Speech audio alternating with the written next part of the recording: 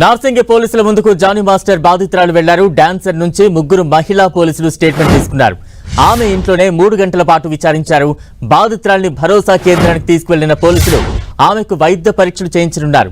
Shooting టైంలో వ్యాన్లోకి వచ్చి తనను బలవంతం చేశాడని బాధితురాలు ఆరోపిస్తోంది. కోరిక తీర్చాలంటూ తనను జానీ మాస్టర్ వేధించాడని బాధితురాలు చెప్పింది. లేదంటే ఆఫర్లు లేకుండా చేస్తారని బెదిరించాడని బాధితురాలు ఆరోపించింది. ఘటనకు సంబంధించి తాజా అప్డేట్స్ అందించేందుకు మా ప్రతినిధి సునీల్ సిద్ధంగా ఉన్నారు. సునీల్,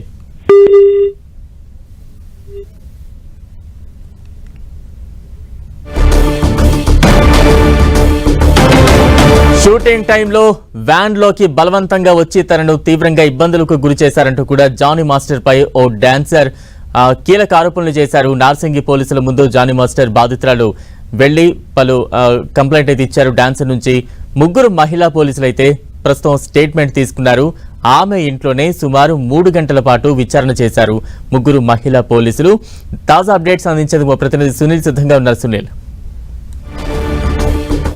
జానీ మాస్టర్ లైంగిక ఆరోపణలకు సంబంధించి పోలీసులు దర్యాప్తు ముమ్మరం చేశారు. ఇప్పటికే జానీ మాస్టర్ పై నార్సింగ్ పోలీసులు సెక్షన్ 376 తో పాటు 323 అదేవిధంగా 3 సెక్షన్ కింద పోలీసులు కేసు చేసుకోవడానికి ఈ రోజు బాధితుల స్టేట్మెంట్ అటు ముగ్గురు మహిళా పోలీసు అధికారుల చేత స్టేట్మెంట్ కూడా నమోదు చేస్తుంది. ఇక స్టేట్మెంట్ లో కుశల విషయాలు బయటకు వస్తున్న పరిస్థితి.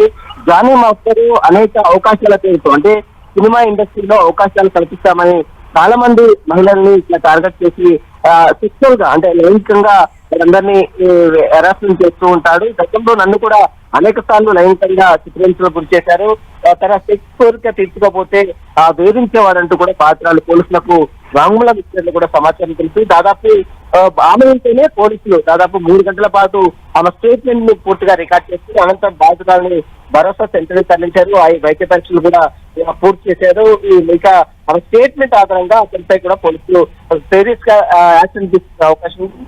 అయితే గతంలో సినిమా ఇండస్ట్రీలో అవకాశాలు కావాలంటే ఖచ్చితంగా వారు కోరేటువంటి అటు దర్శకులు కావచ్చు, ప్రొడ్యూసర్స్ కావచ్చు, సినిమా ఇండస్ట్రీలో ఉన్నటువంటి కొంతమంది పెద్దలు కూడా చాలా మంది లొంగ తీసుకున్నటువంటి దృష్టిని కూడా మనం గతంలో చూసాం.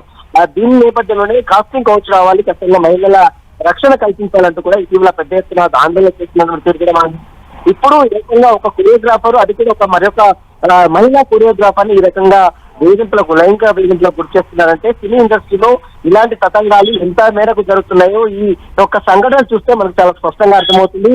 సినిమా ఇండస్ట్రీ మొత్తం కూడా ఇంతే ఉంటుందా అనే రీతిలో చర్చ మాత్రంలో ఉందని చెప్పవచ్చు. ఇలాంటి సంఘటనలు జరిగిన వాటిపై కఠిన చర్యలు అటు సినిమా ఇండస్ట్రీలో ఉన్నటువంటి పెద్దలు స్పందించాలి. ఇలాంటి సంఘటనలు చేస్తున్నటువంటి వాటిని కఠినంగా శిక్షించాలి. మరోవైపు మావోయిస్టు నుంచి వాళ్ళ సభ్యత్వాన్ని రద్దు చేయాలంటూ కూడా ఇప్పటికే పెద్ద సంఖ్యలో మహిళా సంబంధించినటువంటి యాక్టర్స్ కావచ్చు, సినిమా ఇండస్ట్రీలో ఉన్నటువంటి కొంతమంది పెద్ద పెద్ద నటీనటులు కూడా డిమాండ్ చేస్తున్న పరిస్థితి. ఈ రోజు జానీ మాస్టర్ చేస్తున్న సంఘటనపై అటు జనసేన పార్టీ కూడా స్పందించింది. ఆ పార్టీకి అతను కీలక సభ్యుడిగా కొనసాగుతున్నారు కాబట్టి అతన్ని పార్టీ నుంచి పార్టీ కార్యకలాపాలకు దూరంగా ఉండాలంటూ కూడా ఇప్పటికే జనసేన ఒక పత్రికా ప్రకటన ద్వారా ఒక లేఖను కూడా ఈ రోజు విడుదల చేసిన మనం చూసి మొత్తం మీద జానీ మాస్టర్ కి చూపిస్తుంది. మహిళల వేధింపులకు సంబంధించి ముఖ్యంగా డాన్సర్ కొరియోగ్రాఫర్ గా ఉన్నటువంటి మధ్యప్రదేశ్ చెందిన మహిళలను తీవ్రంగా ఇబ్బందులు గురి చేశారు. ఆమె లైంగికంగా లోపరుచుకున్నాడు, బెదిరింపులకు గురి చేసి తన కోరికలు తీర్చుకున్నాడు.